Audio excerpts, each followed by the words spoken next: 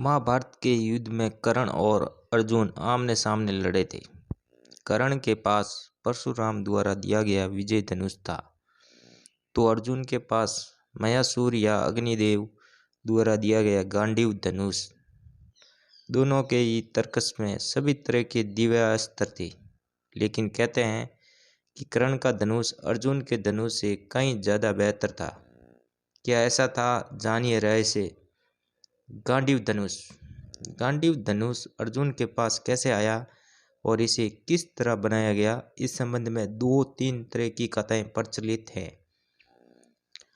महर्षि दधीचि की हड्डी से ये धनुष बनाया गया था, जबकि एक अन्य कथा के अनुसार ये कौन ऋषि की तपस्या द्वारा शरीर पर दिमक द्वारा बांबी बना दिए जाने के बाद उस बांबी में सुंदर और गंठीले बांस उग आए थे।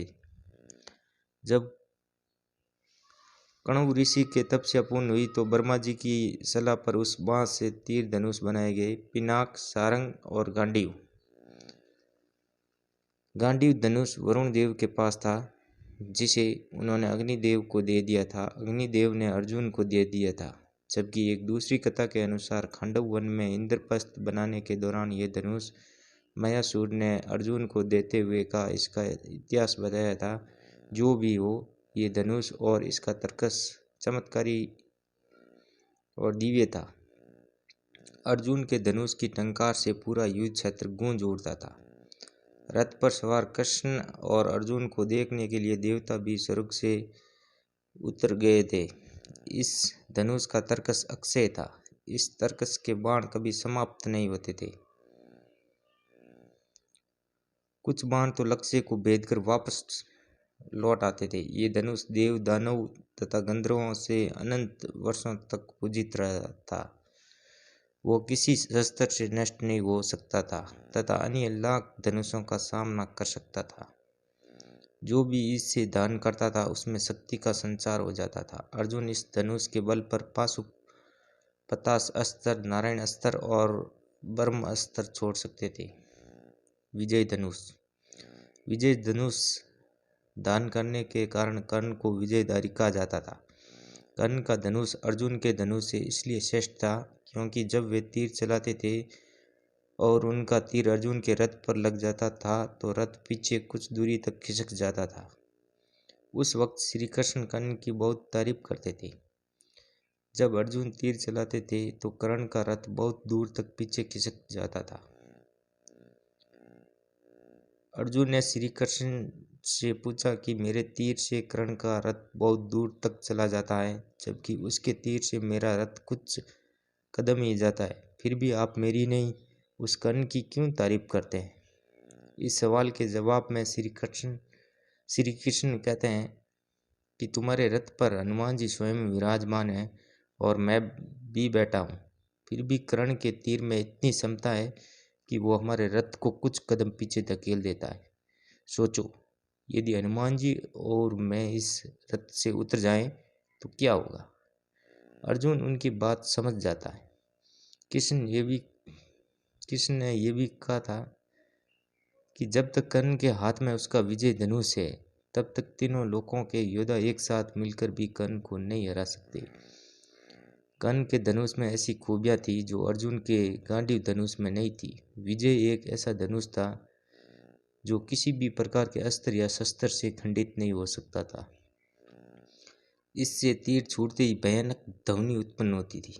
कहते हैं कि कर्ण का विजय धनुष मंत्रों से इस प्रकार अभिमंत्रित था कि वो जिस भी योद्धा के हाथ में होता था उस योद्धा के चारों तरफ एक ऐसा अभेद घेरा बना देता था जिसे भगवान शिव का पाशुपतास्त्र अस्त्र भी भेद नहीं सकता था।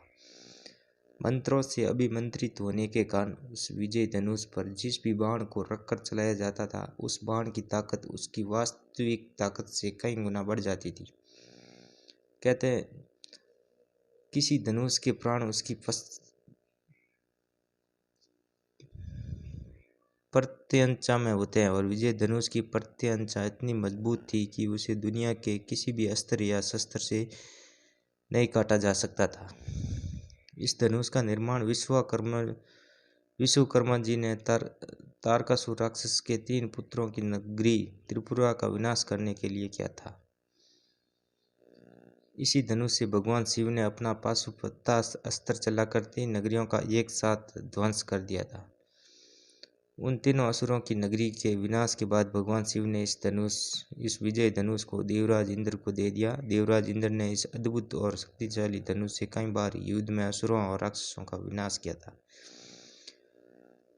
बाद में परशुराम ने आर्यवंशी क्षत्रियों के विनाश के लिए भगवान शंकर की तपस्या कर उनसे ये धनुष मांगा, तो भगवान शंकर ने इस धनुष को इंद्र से लेकर परशुराम को दे दिया था। फिर जब कर्ण ने झूठ बोलकर भगवान परशुराम का यहाँ धनुर्विद्या और ब्रह्मास्त्र चलाने की शिक्षा ली, और जब परशुराम को इसका पता चला तो उन्होंने कहा कि जब वक्त पड़ेगा तब तू ये विद्या भूल जाएगा।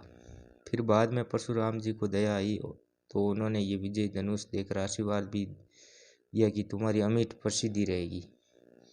कर्ण को महाभारत में तब तक नहीं मारा जा सकता था जब तक कि उसके हाथ में वो धनुष था।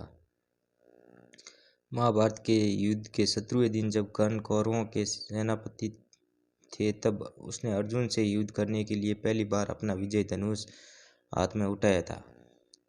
कर्ण और अर्जुन का भयानक युद्ध हुआ, लेकिन युद्ध का परिणाम नहीं निकल रहा था, बल्कि अर्जुन के सारे प्रयास विफल होते जा रहे थे।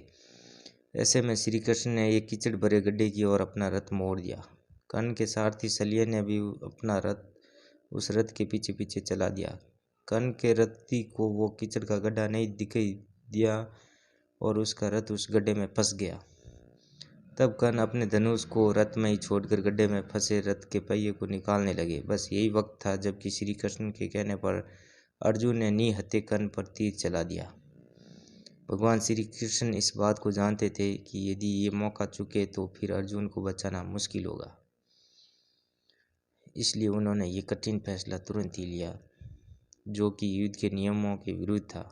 वैसे भी सबसे पहले तो युद्ध के नियम कौरवों ने ही तोड़े थे, निहत्थे अभिमन्यु को मारकर। तो इसलिए कर्ण का धनुष अर्जुन के धनुष से कई गुना श्रेष्ठ था।